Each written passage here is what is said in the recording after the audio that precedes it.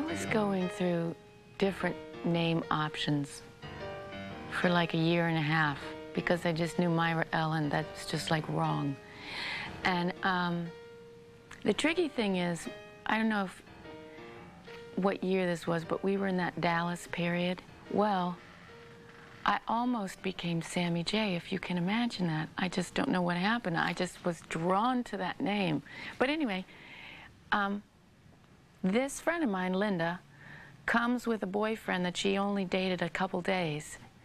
And I'm like throwing Sammy J, you know, saying, Linda, I think I'm going to be Sammy J. I'm feeling this. And she just looks at me and she goes, I want you to meet so-and-so. And he goes, you're Tori. I went, I am. Close call. Been saved again by the garbage truck. Got something to say, you know, but nothing comes. Yes, I know what you think of me. You never should have. Yeah, I can hear that. But whatever, I know. And there's James of his with her. You still don't hear, but I don't care. 'Cause sometimes I said, sometimes I hear my voice and it's been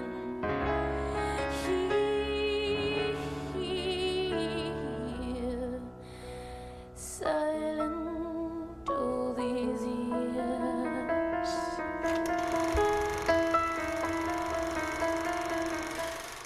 My father was very committed to the Word of God. I mean, he was just devoted to preaching the gospel. My grandmother, my dad's mother, it was all controlling and rules and rigid, and you live this way, and you're a virgin when you get married, and you give your body to the man you marry, and you give your soul to God. And I go, well, what's left for me? I mean, you know, that was sort of the way it was. But she and I never got along too well because she decided that I didn't know how to love Jesus properly, which is odd because I thought he was really cute. And I just remember being brought up with a lot of shame. You couldn't have really your spirituality and be this sensual being. My father's favorite phrase was, gird your loins. I mean, every time. I mean, I was just going to school with my lunchbox, you know, my David Cassidy moment. It's like, gird your loins at Myra Ellen, and I'm just going, I'm 7. Stickers licked on lunchboxes, worshiping David Cassidy. Yeah, I moved him once on Donna's box. She's still in recovery.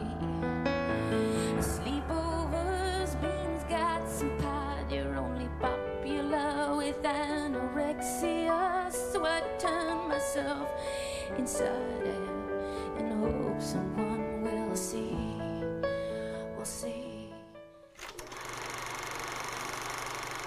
My memory of the piano, my very first memory, was Big, Black, and Beautiful.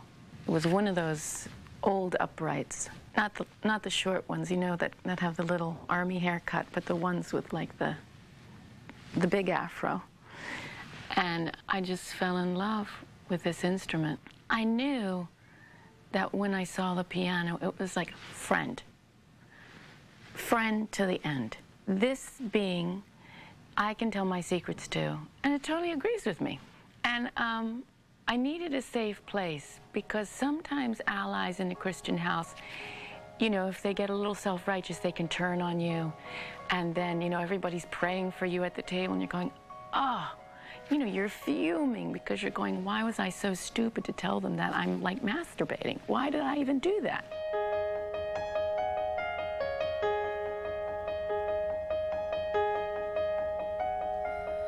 Reading the monster in our Easter dresses follows us by your head like the good book says.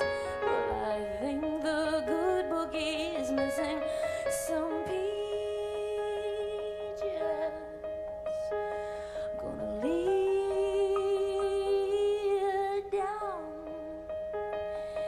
Lay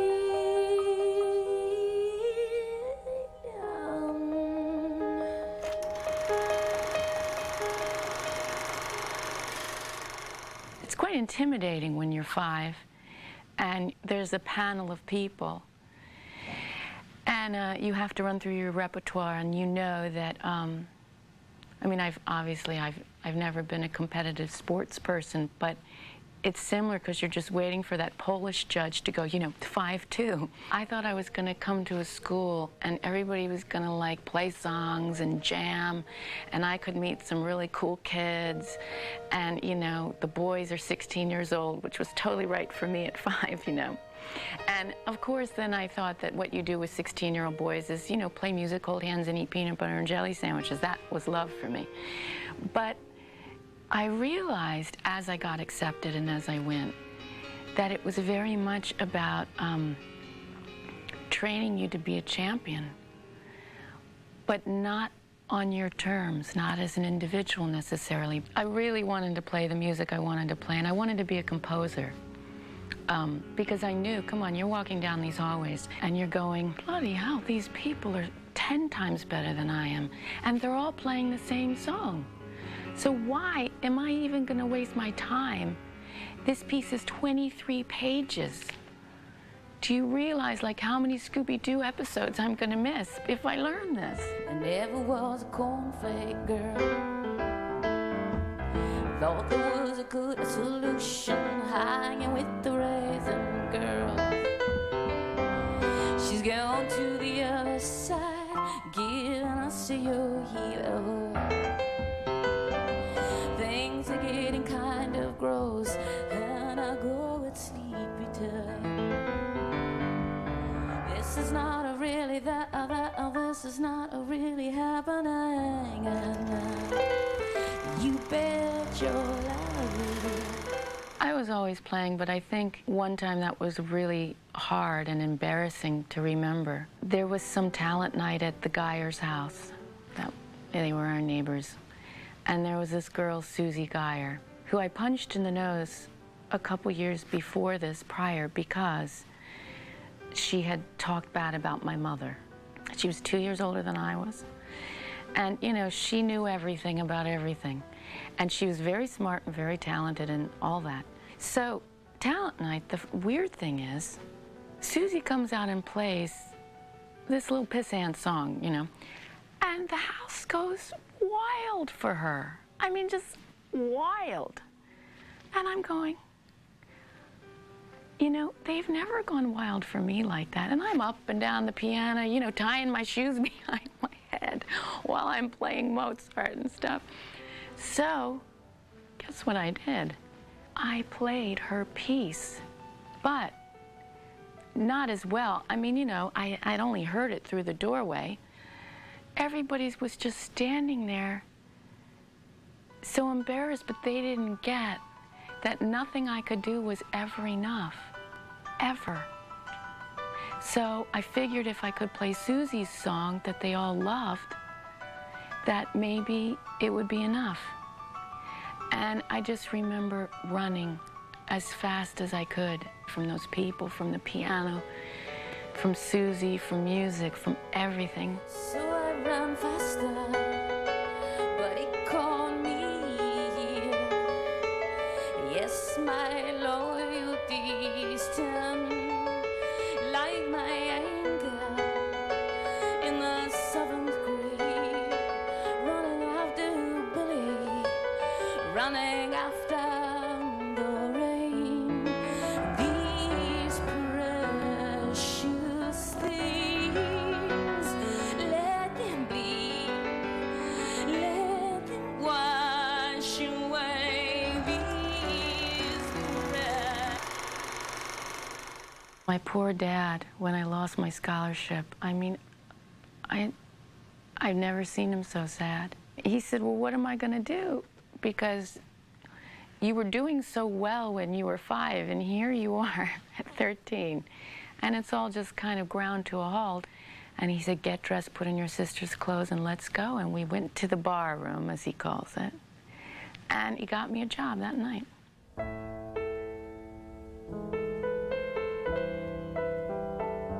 There was a woman named Terry who was a prostitute, and she was like one of my favorite people, and she would come and sit around the piano bar, And I think I remember her song as time goes by.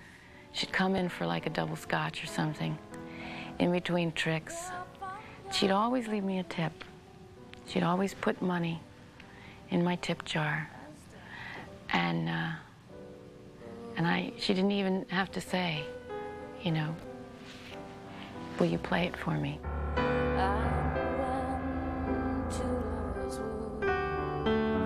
They still say I love you, but you can rely.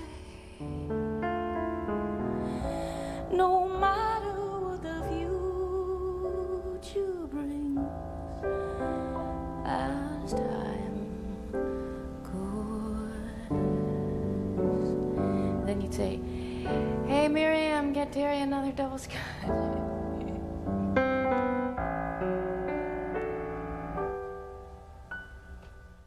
Playing in bars since I was 13, at a certain point I'd taken it as far as I could. I mean, I just needed new influences.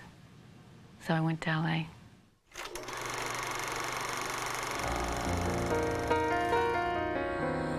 I screwed up, sorry. It's a funny thing making a record and it dying a horrible death. Our music was quite different than what the album was, because once we got signed, it was like change this, change that. And I didn't stand up for the band. I let it happen. I was doing it for the wrong reasons at that point. I'd just been told so many times that what I really wanted to do was never going to happen, and this girl and the piano thing, just forget about it. You know, I'm not saying that girls with boosties and spiked hair, I mean, obviously some of them did really, really well, but I just couldn't pull it off. I just decided to try and take the piano to a place for me in the best way I could, and that's how the songs started to come for Little Earthquakes. Every finger in the room is pointing at me. I wanna spit in the faces, and I get afraid of what that could bring. I got a bowling ball in my stomach, I got a desert in my mouth. Figures that my courage, which used to sell out now. I've been looking for a savior in these dirty streets, looking for a savior beneath these dirty sheets. I've been raising up my hands, driving another nail. I had played Little Earthquakes to Doug Morris, who was the head of Atlantic Records at the time. And he looked at me and he said, "What is this? You did not give me Rocket Man." And I'm like, well, of course I didn't give you Rocket Man. Somebody already wrote that song. Why do we crucify ourselves every day? I crucify myself. Nothing I do is good enough for you. I crucify myself every day. I crucify myself. My heart is sick of being in. I said my heart is sick of being in chains. I am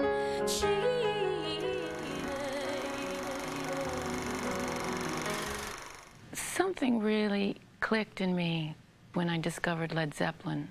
And you have to understand what that did for me, because first of all, oh my God, besides the guitar playing, which was, you know, I wanted to be Jimmy Page. That's what I really wanted to be, but I wanted to be with Robert Plant. Just the way he'd move his body and the sensuality. I mean, I just knew I found the goddess, that was it. And the highlight happened when I was in New York City, and I think Johnny said to me, "There's a phone call for you in the bathroom." Obviously, you know you have success when there are phones in the bathrooms. So I tootled on into the bathroom. I pick up the phone going, "Hi," and he goes, "Tori, darling, it's Robert." I went, "Robert? Robert from NBC?" He goes, "No, darling, Robert Plant, darling." I'm like, And, you know, I couldn't like scream and tell anybody, so I looked at myself in the mirror, something I never do, and went, Robert Plant's on the phone. And I have to tell you, you know, whiskers, it was just a real moment for me. This is not a really this is not a really happening. You bet your life it is. You bet your life it is. Honey, you bet your life it's a pure on the watchwood just pure out the watchwood.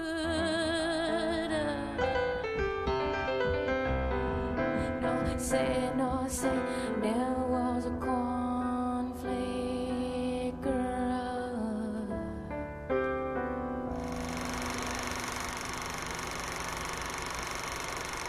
My father has said to me, you know, what would you have written about if I would have been a dentist? Which is fair enough. I think that having had so much Christian doctrine shoved down my throat, you know, some of it tasted good. Like, I thought Jesus was sort of like Jimi Hendrix. You know, there is that comparison. He had these really radical ideas for the time. But how, as I studied and I started to get books when I was 13 and really study, I said, Dad, why are we so controlled and why do we feel so much shame? This is not what this rebel was talking about. And as I started to study, I really opened myself up to a lot of different belief systems. My dad really wanted me to write religious music, and he got his wish, I guess.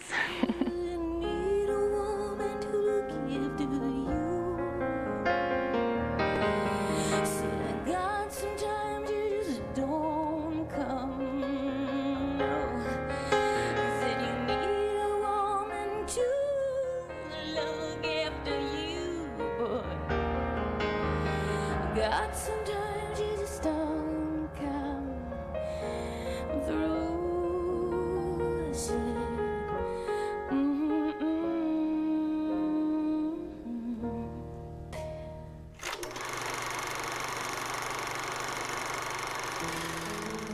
After Boys for Pele, the tour, we were really excited because I was pregnant.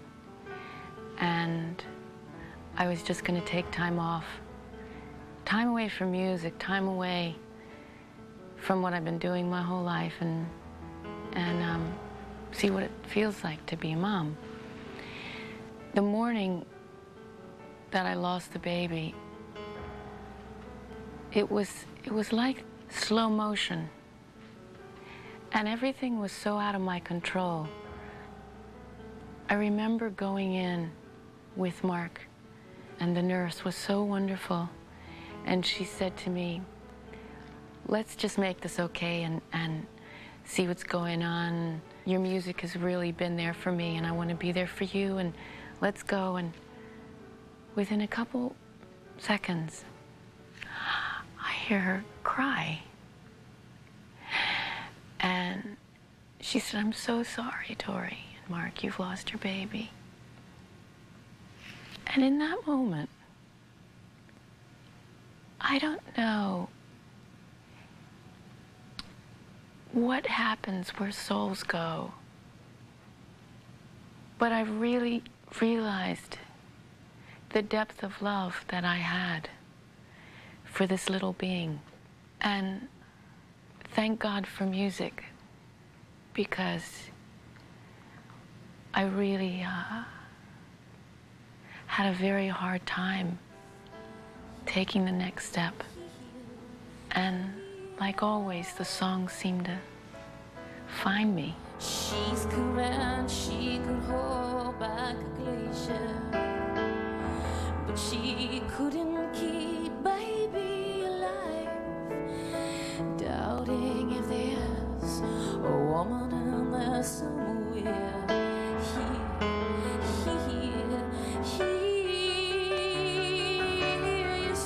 I don't know where she is, this little being, this little spirit, but I feel her presence, and I feel her love. And, you know, the songs have become my babies, I guess. I said I pray for Jackie's strength, make me laugh, say no, what you want. You said we were the real thing, so I show you some